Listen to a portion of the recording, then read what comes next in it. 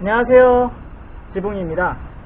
자, 이번에는 지붕공사, 칼라강판 지붕공사에 꼭 필요한 개인 기본 연장에 대해서 알아보도록 하겠습니다. 자, 저는 개인마다 약간의 그 차이점은 있습니다. 자, 자기의 취향, 자기의 성향에 맞게끔 공구 파우치들이 약간씩 쭉 바릅니다. 하지만 거의 이제 비슷한 형태로 공구의 이제 디자인이나 이제 자리 위치를 거의 비슷하게 잡습니다. 저 같은 경우는 이제 일단은 공구 파우치 디자인은 이런 디자인들, 디얼트에서 나온 공구 파우치를 구매를 했고요. 요거 같은 경우는 앞에 두 개 주머니, 그 다음에 가운데 큰 주머니, 그 다음에 이 안쪽으로 해서 또 작은 클립형 주머니가 이렇게 되어져 있고요. 그 다음에 뒤쪽으로는 줄자를 뺐다 꼈다 할 수 있는 줄자 거리도 있고요. 그 다음에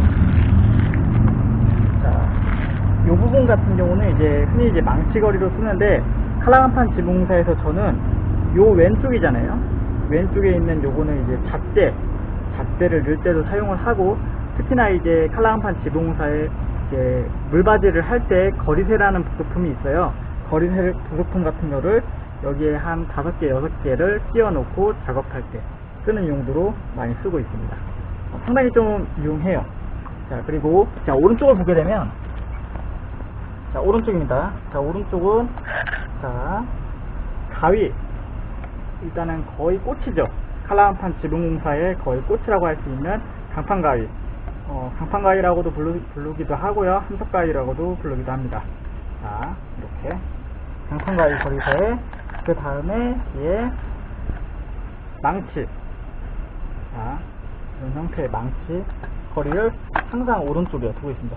요거는 이제 거의 대부분 오른손잡이들은 이렇게 가위, 그 다음에 망치 거리를 이런 식으로 바로 오른손잡이에 맞게끔 이렇게 하고요. 보통 이제 왼손잡이 같은 경우는 반대로 요게 이쪽으로 가겠죠. 자리가 바뀌는 거. 저는 오른손잡이기 때문에 왼쪽은 피스나 못을 담을 수 있는 이제 공구 파우치, 그 다음에 오른손잡이이기 때문에 오른쪽에 가위하고 이제 망치를 두었습니다. 그리고 오른손잡이기 때문에 바로 뒤쪽으로 이제 임팩 드릴이라고 하죠. 임팩 드릴. 임팩 드릴을 넣을 수 있는 거를 바로 오른손잡이에서 편하게끔 바로 뒤에다가 위치를 시켜놨습니다. 자, 저희 이제 구성품은 딱 이렇고요. 자, 칼라강판 지붕공사에 꼭 필요한 연장에 대해서 한번 알아보도록 할게요. 첫 번째, 아까도 말했다시피 강판을 자를 수 있는 강판가위, 삼성가위가 꼭 필요합니다. 자, 그리고 두 번째, 망치가 꼭 필요하겠죠. 자, 망치, 칼라강판으로 못을 박아야 되기 때문에 망치 거의 필수입니다.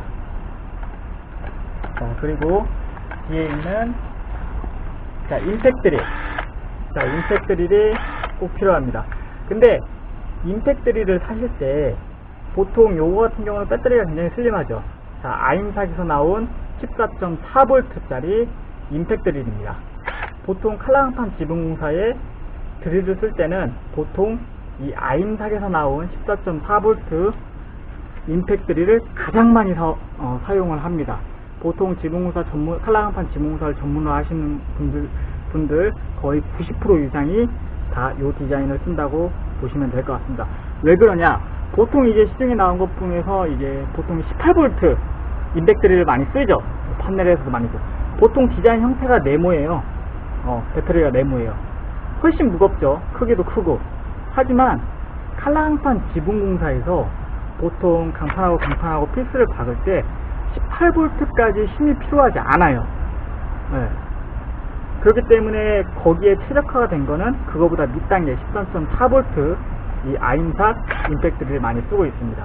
요거보다도 밑단계가 있어요. 좀 더 가벼운 거 10.8V.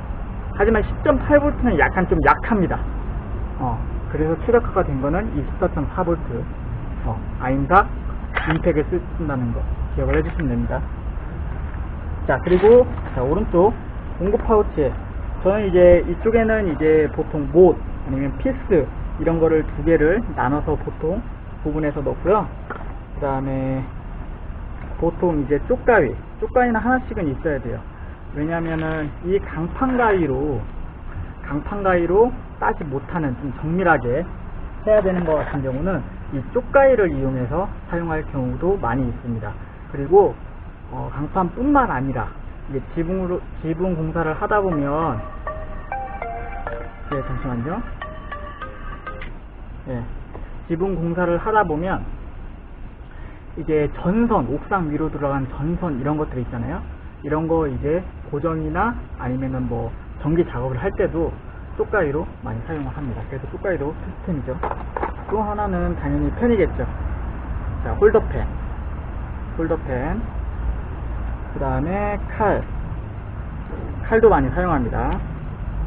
보통 이제 실리콘 제거할 때 많이 사용해요. 그리고 또 하나.